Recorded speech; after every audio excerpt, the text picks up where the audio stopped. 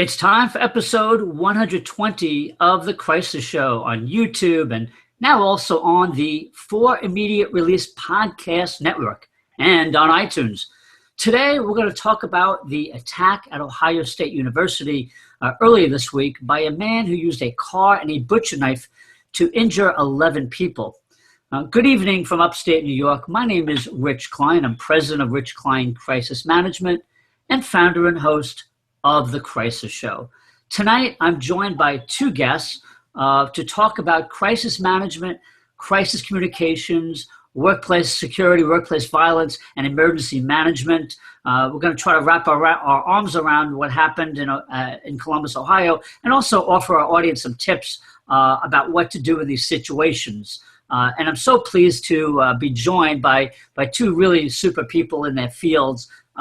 First of all, he's a workplace security expert with decades of experience helping companies and organizations prepare for workplace violence and also to teach them to defend against attacks on their facilities and their people. My good friend from Charlotte, North Carolina and Long Island, Felix Nater, Nater and Associates. How are you, Felix? Oh, I'm doing fine. How are you, Rich? Good to see you. And for our viewers' benefit, Felix is coming in over the phone on the audio, so hopefully his connection will stay strong. And my other guest is another upstate New Yorker, and he's a first-timer on The Crisis Show. I'm so glad I found him. He's a former chief communications officer at beautiful Marist College in Poughkeepsie, New York. And more recently, in the last couple of years, he's the senior vice president for marketing, public affairs, and government relations for HealthQuest. His name is Timmian Massie. Timmian, welcome to the show. Nice to have you. Thanks, Rich. Good to be with you. It's an honor to be with you. And by the way, from someone in public relations, that is a triplicate title. They keep you very busy, I'm sure. I'm having worked in all those areas. Big business cards. Yeah. So, gentlemen, let's just set this up a little bit. We had this attack on a college campus, and we all know from the original Virginia shootings and active shooter situations, and this situation, thankfully, thankfully, no one lost their life, and the kudos to the heroic police officer who got there really fast and stopped this attack before anybody was killed. So let me start with you, Timmian, on this. One of the reasons I brought you on is you have this nice hybrid of having worked on a college campus for many years, I think 16 or 17 years, and now in a healthcare facility, healthcare campus.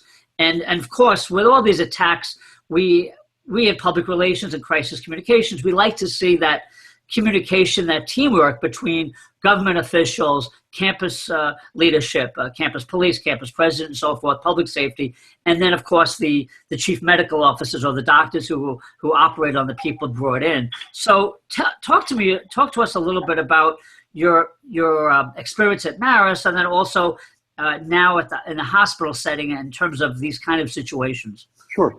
Well, on a college campus, first of all, you're dealing with a small community. It's a village within itself. So at Marist, between the number of students who lived on campus and the number of people who worked there, you had a little village of 6,000 people. So communication is essential because nature abhors a vacuum. So if you're not providing information, people will make up information or take a small grain of truth and turn it into rumor and innuendo, and that can spread. So first of all, you have to make sure that people are properly informed. So you have to have drills. I mean, everybody has to have a drill. I mean, students have to sign up for texting. There are various college campuses that use various forms of emergency management texting applications. You have to have a good relationship with your administration and students. You also have to have a really good reputation and a working relationship with your local police community. And I'm saying that as the son of a former police officer, there really has to be good relationships. You will find that a lot of college campuses have former senior leaders in police departments as head of their offices of security because they know how law enforcement thinks. And then you also have to have a good PR team that has an excellent relationship and a trusting relationship with the news media. So that's the relationship building aspect. then you have to make sure that you get the information to the people as they need it. So, you really have to make sure that, first of all, people impacted by an emergency have to know three things. They have to have a clear understanding of the threat. They have to know what they can do to protect themselves, and they have to know who they should contact for help.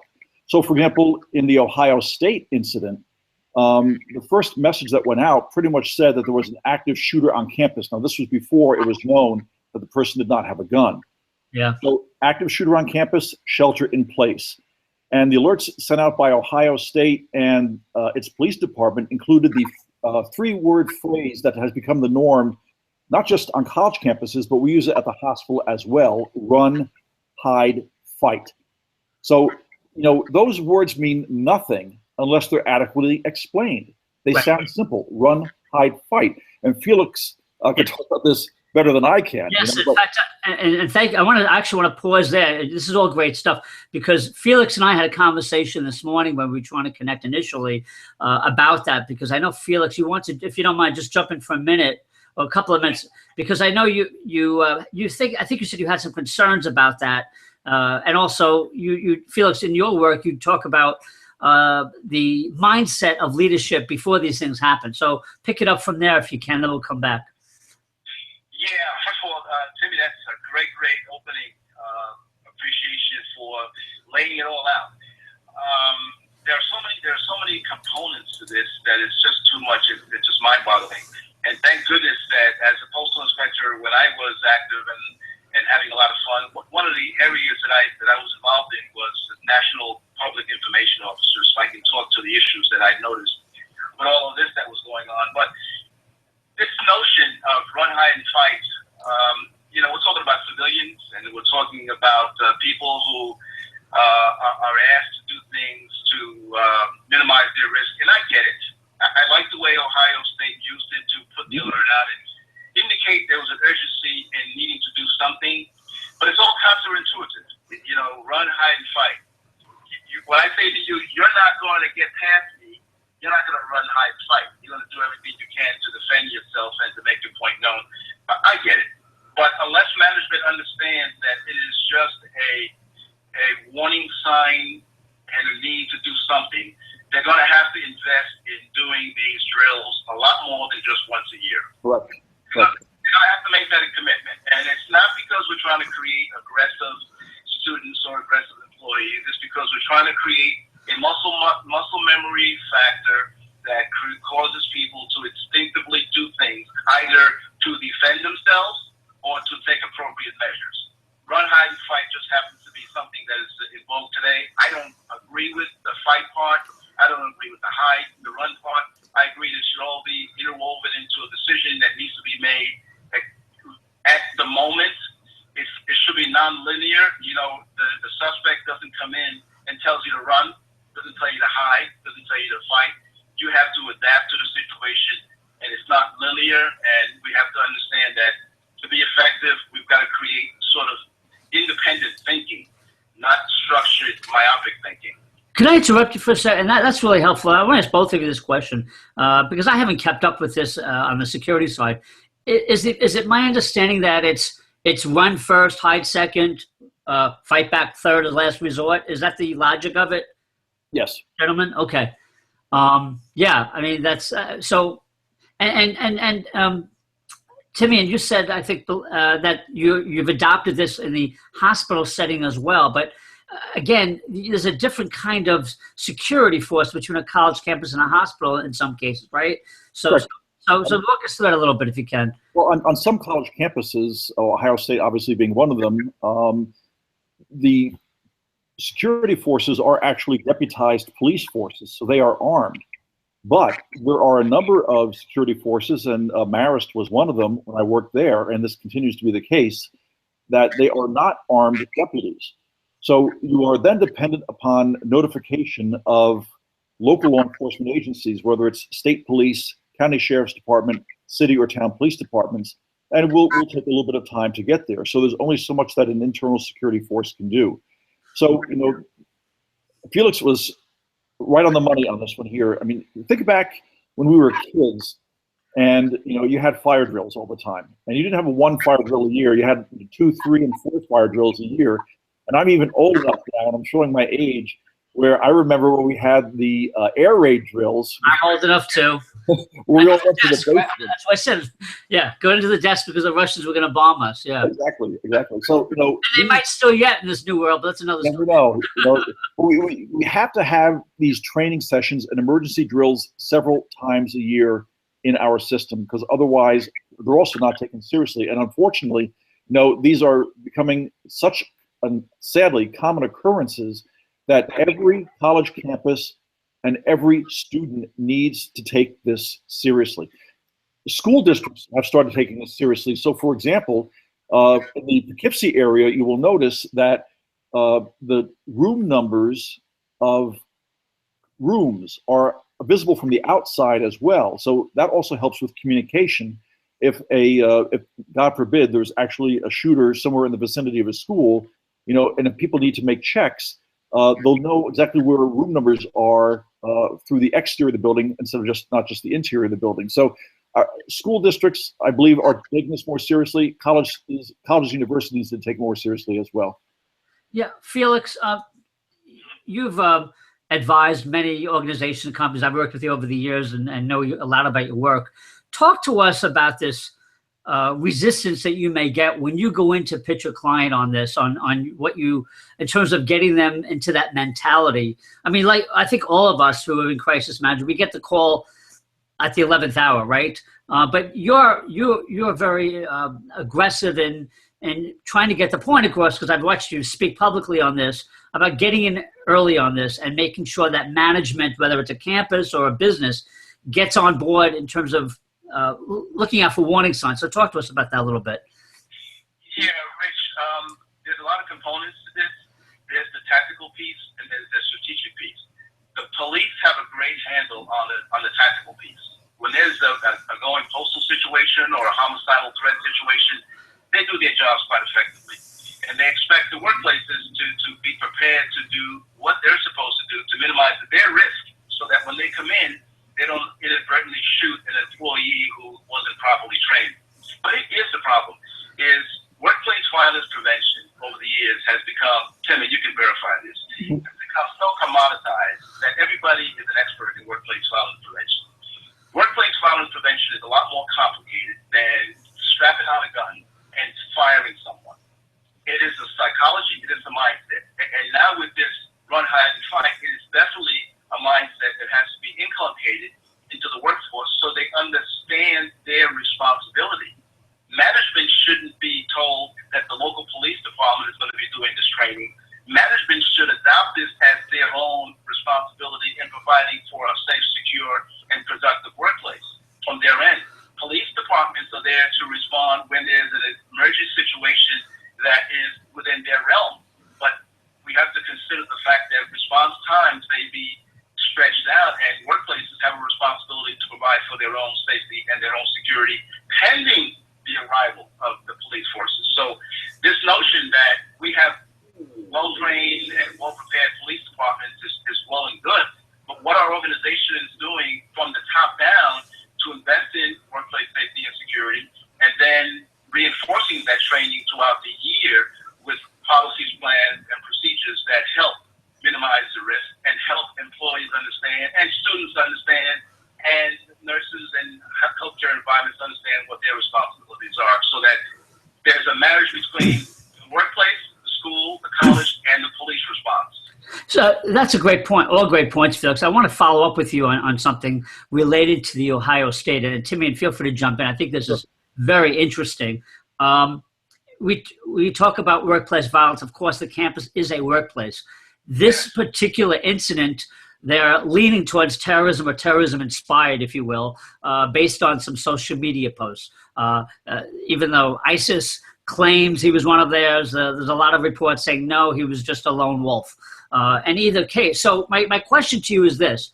Do you differentiate between an incident like this that may or may not, may have been, leaning towards terrorism versus an employee who goes into his own office or a hospital in Timmian's case and starts shooting people or stabbing them? Is there a different approach to the quasi-terrorism incident versus the traditional, as we call it, workplace violence incident? one of the things that impressed me the most about how the Ohio State folks handled the media was trying to not be premature in the disclosure of information unknown to facts. So as a prevention consultant and as a prevention guru in the area, the folks that I come in contact with, it is their responsibility to do root cause analysis, to do contributing factors, to identify anything that may have been contributory to the escalation of the problem. I don't worry about what the FBI and everybody else worries about. I worry about understanding what caused the problem and if there were other contributing factors outside of the immediate realm of my responsibility, vis-a-vis my client's responsibility, that I was unaware of.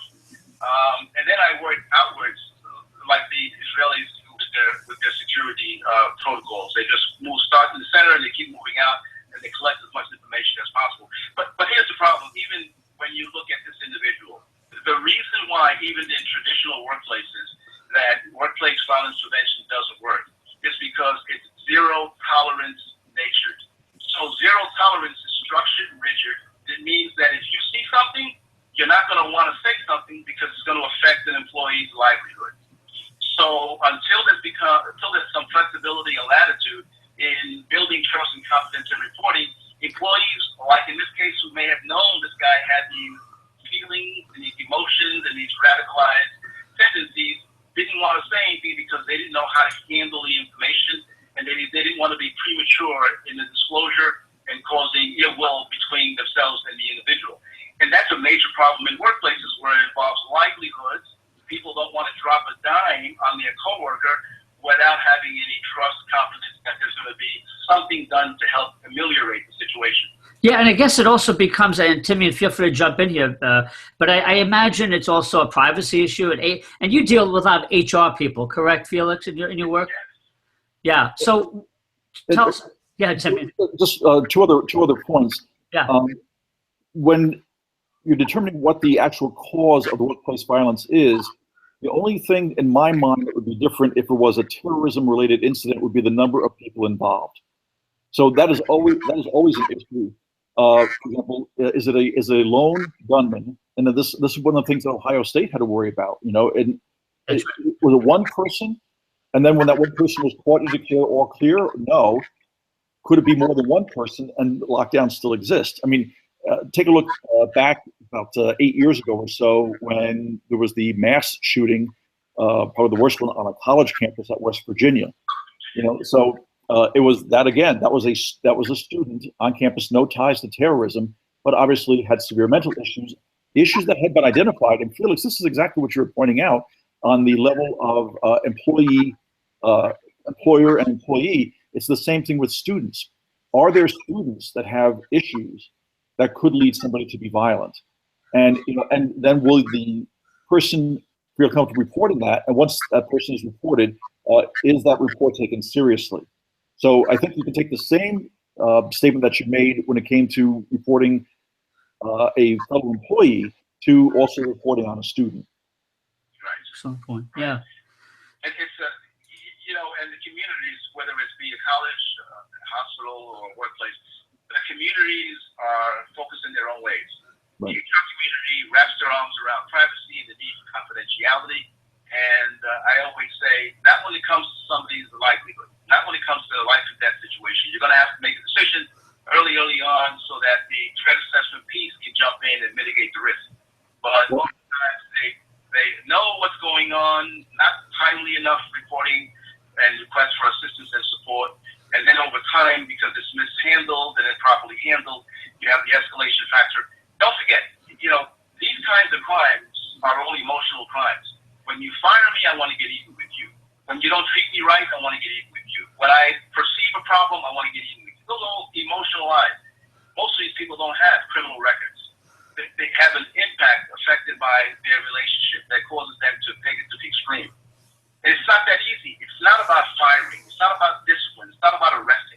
It's about figuring out how you can create an environment where students feel comfortable, they trust you, employees feel comfortable, and they trust you in the reporting to tell you something that is not going to cause somebody harm initially. So I guess what you're talking about, Felix, is a situation, if I understand you correctly, if somebody sees, it's sort of like if you see something, say something, right? That's exactly at Marist. That is ingrained in Marist students from day one. John Gildard, who just retired, was a longtime head of security at Marist, former Poughkeepsie police officer. Every email that he sent out, if there was a student mugged off campus, if there was some other kind of incident, he always closes emails with, remember, if you see something, say something. A simple thing to remember, and yet, something very, very vital that needs to be ingrained constantly. Yeah, and of course that we generally associate that with, violent incidents or terrorism. Right. Felix, I think somewhere, whatever. Right, but Felix, what I think I'm hearing you say, and just for our viewers' benefit, is if somebody suspects that someone's got a drug problem, emotional problem, a grievance, and is posted on social media or confided in friends and family about getting revenge, I guess, is that what you're talking about?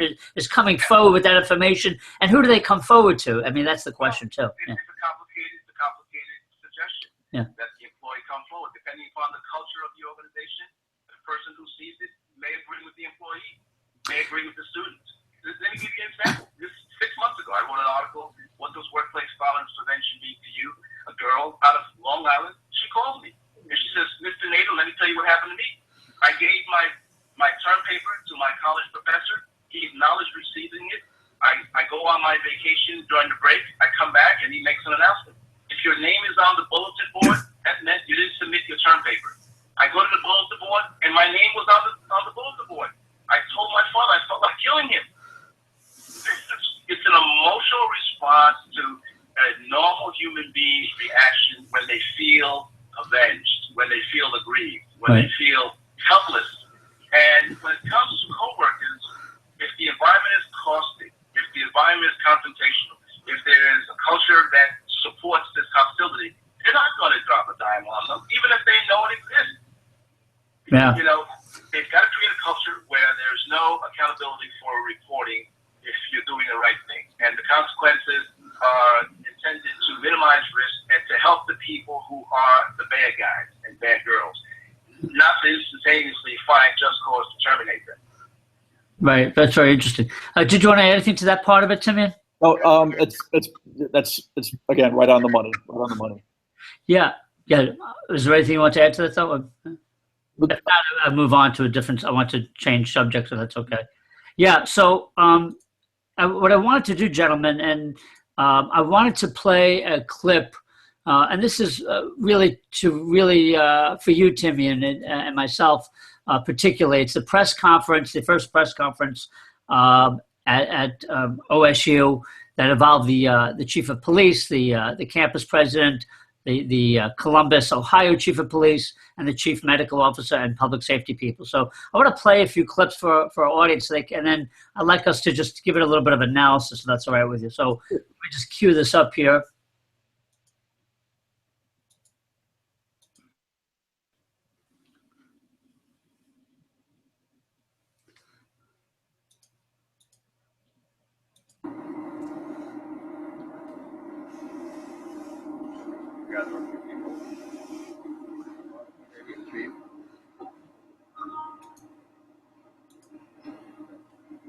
So good afternoon. We had a tragic incident on campus this morning where a vehicle ran into a group of pedestrians, people gathered on the street corner, resulting in several injuries. The driver then got out and used a weapon to cut several people who were then transported to local hospitals. I'm here today with two people who were primarily involved in the response. That's our chief of police and our director of public safety, and also our chief medical officer. Let me say first that I want to give our thoughts and prayers and hopes and wishes for speedy recovery to all those who were injured. We prepare for situations like this, but always hope never to have one. And we're going to be able to go and visit the people who are injured a little later on this afternoon. But I just want to tell them all and their families how much we are looking forward to their full and complete recovery. Second, I want to commend our OSU police and the other police agencies who responded. You'll find within minutes the situation became something that's very unfortunate and being very much for it. Let me now, for specific details, give you to our Director of Public Safety, Bonnie Malmeyer. Hi. We'll have more details for you later. Can I pick up one? Yes, we are at West 19th Avenue, west of College, on the North Academic Campus in front of Watts Hall. Around 9:52 a.m., the Emergency Dispatch Center got a report that a vehicle had struck pedestrians. At 9:53, an OSU PD officer called out on the radio that shots were fired. He engaged a suspect who had gotten out of the vehicle after hitting pedestrians. The suspect cut multiple individuals. The officer engaged the suspect and shot and killed the suspect. The first Buckeye alert went out at 9:55 to alert the campus community that there was an emergency. Many officers from various different jurisdictions all over the county and outside the county responded immediately. By 11 a.m., the shelter-in-place notification was lifted, and the law enforcement personnel in the area continue to investigate multiple other things. There are a few buildings that are still closed. We don't have any reports of anything else. We believe the threat was ended when the officer engaged the suspect. Very fortunate that an OSU PD officer was there and took quick action. And we believe that injuries were minimized as a result of that. We'll continue probably to have an active crime scene throughout the rest of the day. We'll have more updates for you later on those things. As I said, we do have a few buildings that are still shut down just as a precaution as we go through this week. We believe that the threat ended right when the officer engaged the suspect. We'd like to have Andy Thomas also. Okay, I'm going to just hold it there. I'll come back for a moment. Bring myself back here. You know, and Timmy, we talked a little bit about this in the green room. This president of OSU, his content was good. I think he could do some media training, though. I think he talked way too fast in a very serious situation. He definitely took it seriously, but he was just in a rush to, you could see he wasn't really comfortable being up there, which is understandable, and I'm sure it was a very stressful day, but his voice just came across very quick. When he came out and talked about the incident quickly. The public safety person, I think, did a much better job. And if you watch the rest of the tape, we're not going to watch it here, but the doctors and medical people did a good job too, and just be more calm, cool, collected. So what did you think? Yeah. Well, that's the thing. First and foremost, obviously the president, first of all, if I understand correctly, I believe that president is also a medical doctor. That's correct. Yeah. You know, so he has a little bit of extra credibility, you know, on that aspect there as well. Michael Drake is his name. Yeah, Dr. Michael Drake. Yeah.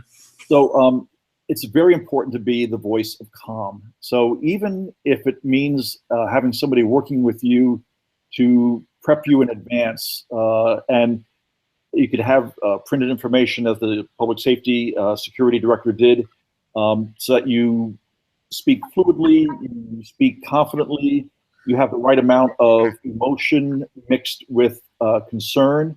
I'll give one example. I'm going to go back to my days working at Central Hudson Gas and Electric Corporation. We had a major explosion and fire that destroyed the inside of one of our power plants. And the gentleman who was the head of the organization at the time was a gentleman named John Mack, who was very well respected in the community, very much a stately patrician kind of man who had volunteered on pretty much every nonprofit board. When John spoke with great emotion and concern, everybody believed him 100% because it came from both his heart and his head. He needed no training for that. It was just who he was. Yeah. So he communicated a passion for his employees because you wanted to make sure that everybody was safe first. And then he talked about what it meant to the customer, the consumer, and then what you're going to do next to ameliorate the situation and try to get things back to normal.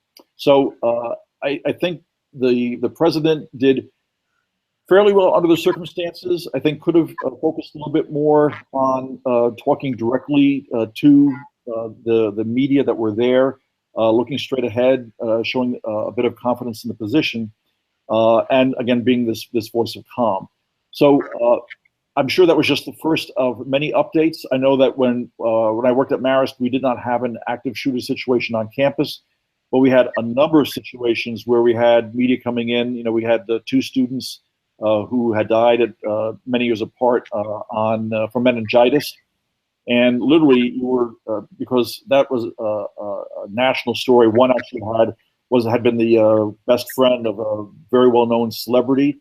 So you had all the New York City stations, you had CNN, you had everybody and their brother and sister on campus with their satellite trucks, and you literally were going, starting at 5 o'clock, doing live broadcasts with the local channels for ABC, NBC, CBS, Fox, then starting again at 6, then starting again at 7, then again at 10 and 11. Right. And you have to have that combination of concern without fear. It has to be without fear, but it has to be concern, the right touch of emotion, confidence, and calm. Yeah, let me follow up. We didn't show it here, but since you do this in the hospital setting now, talk to me about when you have a training at HealthQuest. What's the, you have to give me a name, but like the title of the people that you work with, and how far up the chain do you go for an incident like this? So, for example, hypothetically, if there was an incident at Marist and people were rushed to one of your hospitals, you'd be obviously well suited. But who would you put out there? It's very important. It's chief. For example, if at a hospital setting, it would be the chief medical officer with the doctors who would be working with those patients. Now, we had that happen not too long ago. We had a lightning strike in the city of Poughkeepsie that struck 5 people at once. Wow, I remember that in the park. Yes. Right, and 3 of those people were taken to our hospital. So at that time, the trauma doctor who worked on those cases and I worked with him to prep him for the media. He was outstanding because, first of all, he spoke plain English. But again, in a hospital setting, you're also somewhat restricted to what you can say because of HIPAA regulations. Exactly. Yeah. So, and so we worked back and forth on that. We knew that, for example, if reporters were coming up from Manhattan for the New York City television stations, it was going to be at least 2 hours. And, if it was local TV, you may have had anywhere from, say, 15 to 30 minutes to prep. But we worked very closely. I worked very closely. I happened to be on duty 24 hours straight, actually for 72 hours straight, working with the doctors in the emergency room. So, by the way, where did you bring them? That's just a quick interruption. When the media arrived at Health, we had a designated location. If it was a large gaggle of media, it was a conference room that we would have used. It ended up not being that. It ended up being a trickle of media coming up at various times.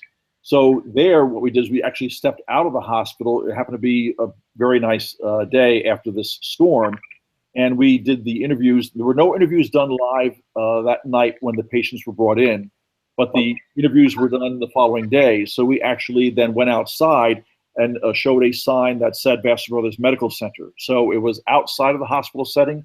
You would not have patients who could get on cameras. You would not have family members who would get on camera. So it was for lack of a better term, a sterile setting, a setting that posed no risks of identifying anybody going into or out of the hospital, and that's where the interviews were done. Yeah, and when appropriate, depending upon what the issue is, not necessarily that type of an issue, but you always like to have the president or CEO of an organization. You start at the top. Even though I've been doing this work for 40 years, it's still important to have your top person be the person who appears before the media to answer the questions. So it adds credibility to the situation. Yeah, and thank you for that. I want to pick up on what you just said. It's so interesting because it's something we talk a lot about on the show, and I've had many guests over the years, and we've debated depending on the situation, on the severity. I think what you're saying is, in the most serious kinds of crisis situations, and I agree with you 100%. It's the top people, and they have to be trained to do that. Everyday, day-to-day things. We have a PR person at each of our hospitals. All very well trained, all former journalists, by the way, and I chose them specifically for that because they understand the kind of questions a reporter would ask. They understand what it means, to obfuscate, because they don't want to obfuscate. They are really skilled at telling the story and telling facts. So they work very, very well knowing how to work with reporters because they themselves have been reporters. So for the day-to-day information, it could be on finance, it could be on an HR issue. It could be on something involving a relationship within the community. The local person, the local PR person at each institution is fine. But there are also places, even for things like that, where, for example, if we have people want to hear from the real practitioners. So, for example, at Bassett Brothers Medical Center, we got permission from the state of New York to offer something called neurointerventional radiology, where literally you can take a blood clot out of the brain. Now, a PR person can probably describe that, but it means so much more to have the doctor who performed the procedure that saved the life of a 66-year-old woman, have that doctor describe passionately her work that really makes it come across as to what this actually does. Absolutely. That's what drives it home, not the PR person. I mean, I'm a PR person, so not my profession. Right. Have the professional who knows this job inside and out be the person who talks to the media about it. Yeah. Felix, do you want to add something? Feel free, Felix. And if you don't mind, I just have a couple of observations. It is a crime scene. It is a potential civil liability issue down the road, when family members start looking at fixing blame and responsibility. So I'm always cautious about how many people preliminarily should be addressing the media without all the information coming in. It is a 24-hour news cycle. I tend to push it down to the lowest level preliminarily to provide just some immediate information, then give the senior members an opportunity to digest fully and understand what their positions are going to be, rehearse statements that need to be conveyed, and then be on the same sheet of music so that you won't have what you're seeing happen at Ohio State with the information continuously changed because they were informed of new events and circumstances. So I would say to minimize the risk associated with premature disclosures, I would keep it down to the lowest level initially, advise them that we would have further follow-up information, and then bring the heavy guns up to address the heavy questions and represent, as Timmy said, represent the face of the organization appropriately.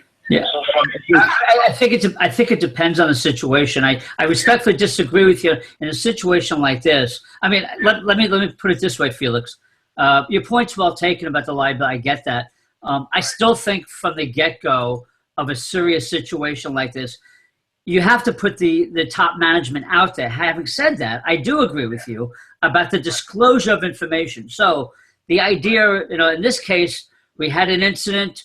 I mean, what I usually do is there's certainly template messaging that I do with clients, which is you announce there was an incident like they did.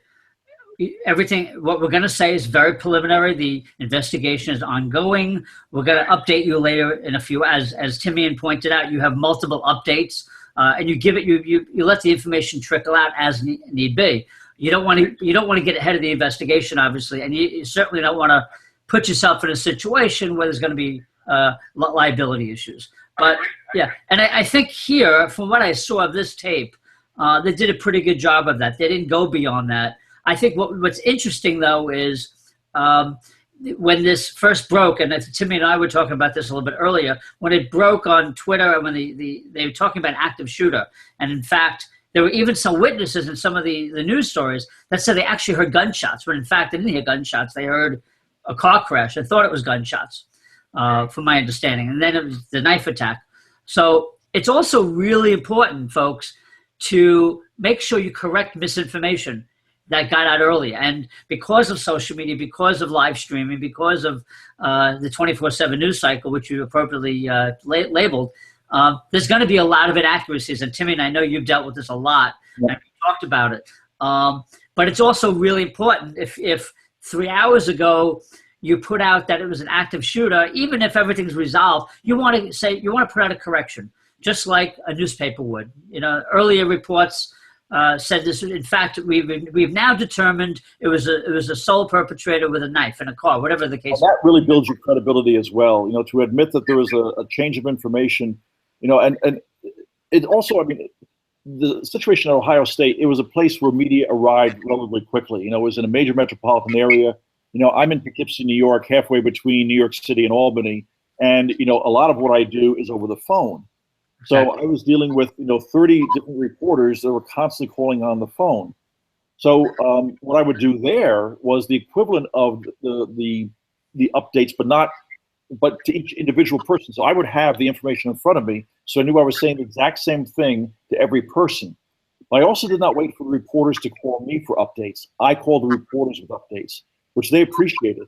Did you also email statements? Did you get some statements out by email as well? Email as well, yes. Yes, because that way too, when I know that something goes out by email, they have it in front of them word for word. So I was either reading the information word for word, and you can do that in a way that sounds very conversational, for example, for radio or for television if you're going live on TV. Or, again, when you're sending it out for somebody to use in print or to use it as a screenshot, for example, on camera, you know that what you said is actually what's being reported. Right. Exactly. And it's my point that I was trying to get behind all this. You see all the players that were behind the CEO? Yes. There's sufficient time to prepare those folks. Yep. Was an opportunity for them to rehearse what they were going to be saying, were they aware of? So I don't know whether or not they had that preparatory time, but it's key that they speak one voice. Yeah, and I think it's a great point you make, Felix, and Timmy and I certainly understand that from our work. Very often there's not a lot of time, and I've seen this a lot, and I analyze these these stories left and right, and I think, I hate to say it, but I think because we've had so many tragedies in the last 10, 15 years with active shooter situations, people are learning from each other how to do this. So it's not a mayor or a governor out there by him or herself. It's almost common known protocol now, right, Timmian? To do it at the hospital. I have a public safety person. If the FBI is involved, have somebody step up to the plate there. So we're seeing this. This has become, we all watch cable news when these things happen. We watch live stream on Facebook now. And by the way, very interesting. If you're watching this tape, you can see people holding up their phones. Everything's being live streamed now. Which is a double-edged sword. It's happening in live time. The good news about this, I think, folks, is that you're getting the whole story. In the old days when you and I worked in PR and newspapers, you'd get a soundbite here and there, and you would never get this full-fledged video. And I always, when working with clients, if I'm running a news conference like this, I'm videotaping the whole thing for our protection. In case a media outlet is just going to do a soundbite, we have the full text, The other thing that you have to be aware of also, following up on that too, Rich, is that everybody then sees themselves perhaps as a quote unquote citizen reporter, even though they're not trained to be one. So, in the old days, and we were talking earlier before we went on, you had so fewer venues to get information out, so this was pre-texting. I'll go back in the mid-90s. You send something out by a fax machine on campus. You were slipping sheets of paper under students' doors, to get information out. Yeah. Now, you can go on Facebook Live or a Google Hangout or Periscope, and you can broadcast an event as it's happening. And and again, everything can be interpreted by somebody differently. So it's. In fact, yeah, I'm sorry, continue. I'm sorry. In some ways, it's easier to get information out, but it's also more difficult to get information out because you're not able to monitor every single channel at the time that something is happening. So, you've got to also determine a way that you can monitor media reports, social media.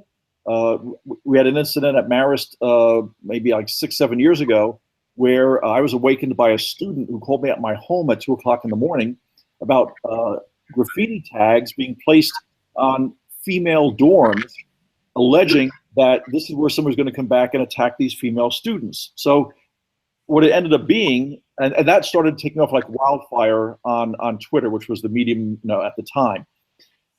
In about 10 minutes, it was being repeated frequently.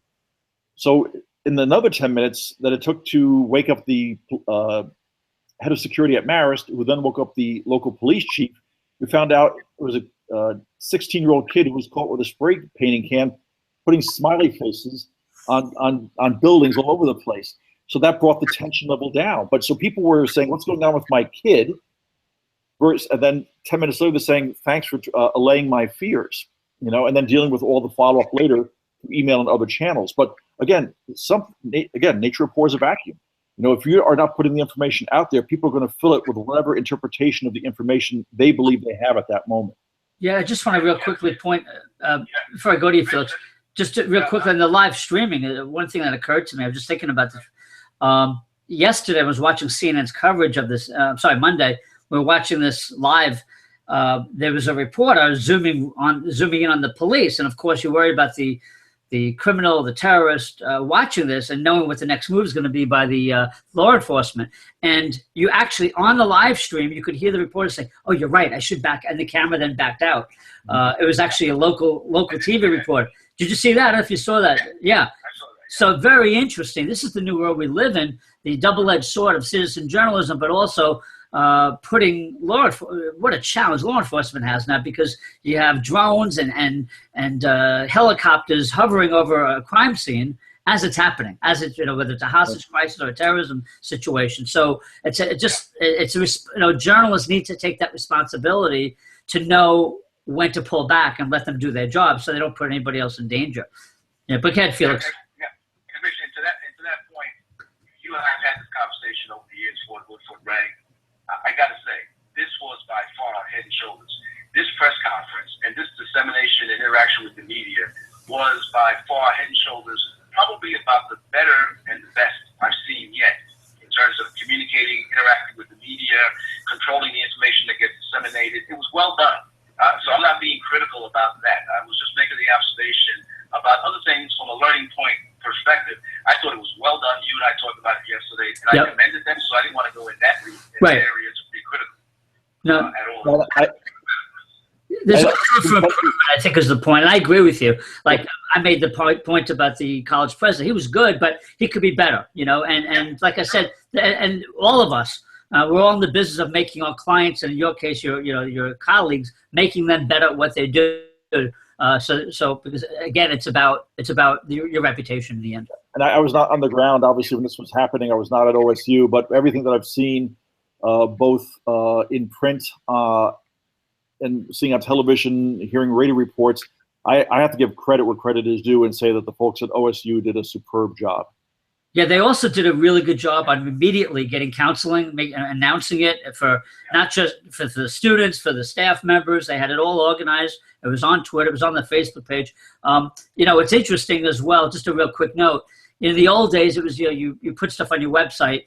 I went to the OSU's website. There's nothing about this crisis on the website a few hours ago, but a lot on Twitter, a lot on Facebook. Because they know, like we know, that's where people are going for information now. They're not going to websites. And websites are not as quick to update if your IT person's not around. But Facebook's easy, Twitter's easy. You get the messages out. Correct. But here's the problem with what you just said, Rich. And it's very important for us that in the management community to understand this. If there's nothing on the website and there's nothing between the ears of the people that are supposed to receive the information from a preparatory perspective, and all that's being conveyed now is just QIA. You understand? From a civil liability perspective? So yes. What they say in front of the media has to be congruent. It has to be absolutely. Yes. Policies, training, procedures. No, I totally agree with you, and I didn't get into that, but absolutely, you're 100% right about that. And this goes to what people like Timmian and I and other people do, which is the tabletop exercises and the intense media training. And I've trained college presidents and their entire administrations down because they were smart enough to know that if the college president's not around or he's on a trip, that it has to go to somebody else. And depending on the subject matter, it may fall to somebody else even. So it's really important to get that kind of media training where you're sitting across the table. I'm a former journalist, as you are, Timmian, and you ask some hardball questions they're not expecting. And you don't give them any idea what you're going to ask them about, and see how they answer it, and then give them some constructive feedback on how they could do better on their content and their delivery. I agree. I mean, we always say you prepare for the worst and hope for the best, and I would rather run through every possible question that could be asked and have a comfort level of response. And if that's not asked, that's fine. So I've never had a boss say to me, "You over prepared me for that." Or you underprepared me for that. I don't want one to ever say to me, "You underprepared me for that." That's right. So they understand the nature of if you have a good boss, and I've been very fortunate in my jobs that I've had some really good bosses. They understand the role of the PR person. I mean, the college president I worked with at Marist, I'd been there for 37 years, and I worked there for 17 of those years with him. So you develop that rapport, that relationship where he trusts you in helping him do his job. And he would even say to me after the fact, he said, "Did I do okay? How could I be better?" Right. So that takes a level of security on your boss's part, saying to a subordinate, who knows his job, did I do well? How can I do better? Did I make any mistakes? Yeah, I just want to ask you a quick question, and it may be a tough question. I don't know the culture of working in a campus community like Marist versus a healthcare facility, which of course is always concerned about HIPAA laws and more restrained. So talk to me about how did you make that adjustment? How did you convince the people at HealthQuest that you're good at what you do and to trust you? Well, I was very fortunate that they recruited me for the job. That makes it easy. That's a good answer. Yeah, so they had a level of trust there, and we have some discussions at times on phone calls and stuff when there's been some disagreement. But I will say, and one, without going into the details, one came up about 3 or 4 weeks ago, and the president of the organization said to me, it's your call. So there is that understanding. And again, that shows a level of maturity in the organization as well, so that you're not, obviously, you work with people in legal, you work with people in compliance, you work with people in the medical side, you work with all those folks, but you are at the table as well, giving advice and counsel, and then, you should have equal weight in those decisions, and then perhaps even a little bit more than equal weight when it comes in dealing with the news media, because again, I've been doing this work for 40 years. The people that work with me at the various hospitals have had anywhere from 10 to 15, 16, 17 years of experience in journalism and PR. So you have to trust the people that you hire. If you don't trust them, then they should be working for you. Yeah. Felix, I guess it's a similar situation for you, right? When you get that seat at the table, right? You're just sitting with CEOs and HR people, compliance people. How do you navigate that? How do you navigate that as a consultant? I try to listen for where they are, and I try to ask questions, where are they now, and where do they need to be, and what will I do bringing in my advice and support and assistance to change their situation, improve their situation, to create long-term value and retention and investment in their investment in me. So I try to do a lot of listening before I open my mouth, and I try to make sure I understand what their issues are, what their concerns are, and what they want the end result to look like. So it's similar to what you and Tim go through and try to assess and evaluate how you can best answer their questions. Very good. Okay. Well, gentlemen, I think I'll start to wrap up. Is there anything that you wanted to add before we wrap up the show? This was all wonderful, and we can go on obviously and talk about this. So many ways we could splice this story up in terms of media, in terms of workplace situations, and different campuses, if you will, as well. So this was very helpful. Thank you both. Any other further thoughts? I just want to go back to one thing. Yeah. I'm sorry. Go ahead, Paul. Go ahead, Timmy. But I just want to follow up on what Felix said earlier again, that you cannot have a communications plan or a crisis communications plan or any type of other crisis plan, not even involving communications, be static and sitting on a shelf. Amen.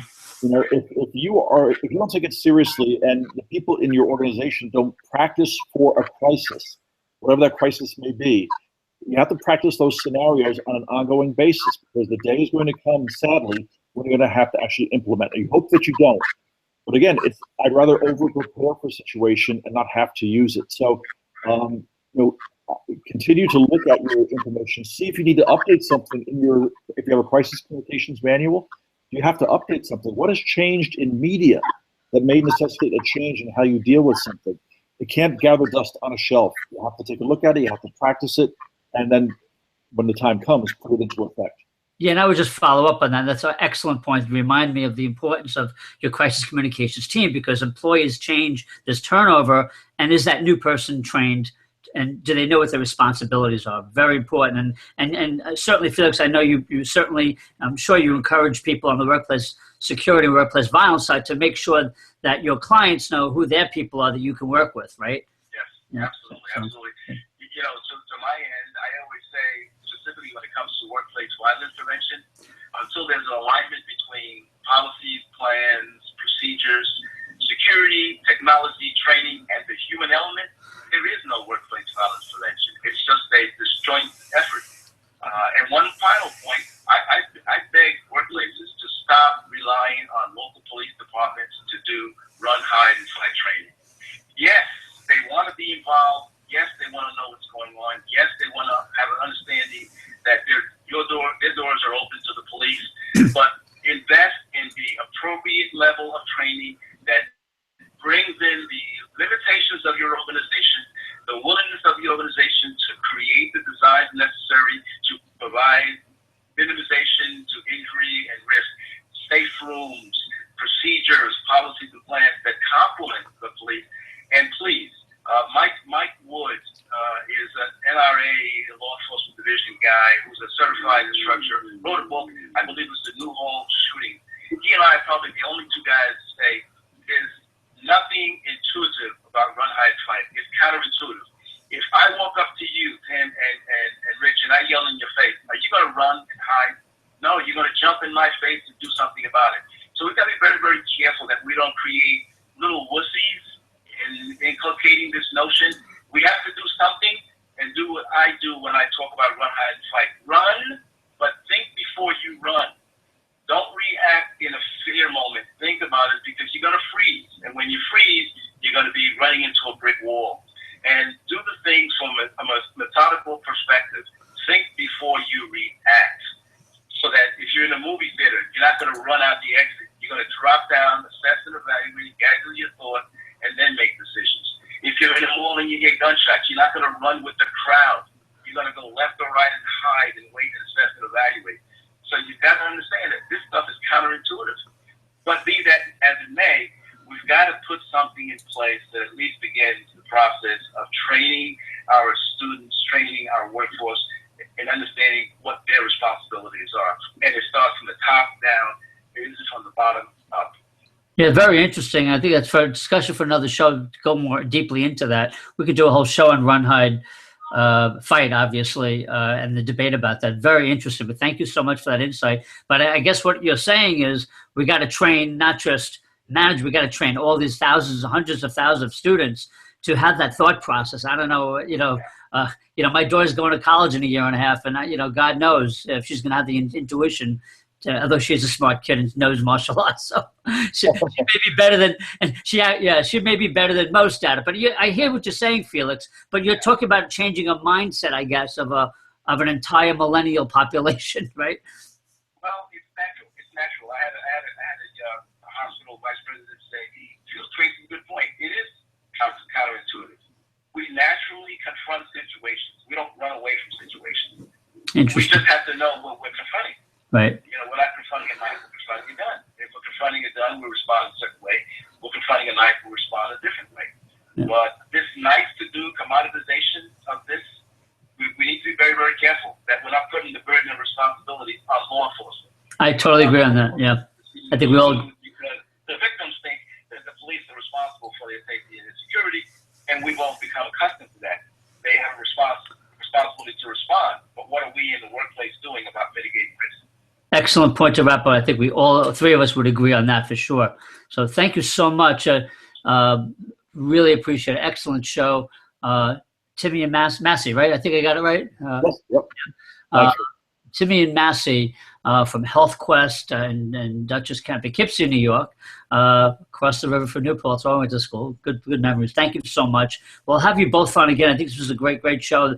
Unfortunately, we know there's going to be more incidents like this, so we'll have more shows that we talk about this. And the hope is, of course, that we all learn from each of these experiences by analyzing them. We hope our viewers learned something too. I'm sure they did tonight for sure. So Timmian in Poughkeepsie, Felix in Charlotte, North Carolina, Felix Nater and Associates. Thank you both so much, and have a wonderful evening, everybody. Thank you to our viewers for watching, and have a bye-bye. Take care.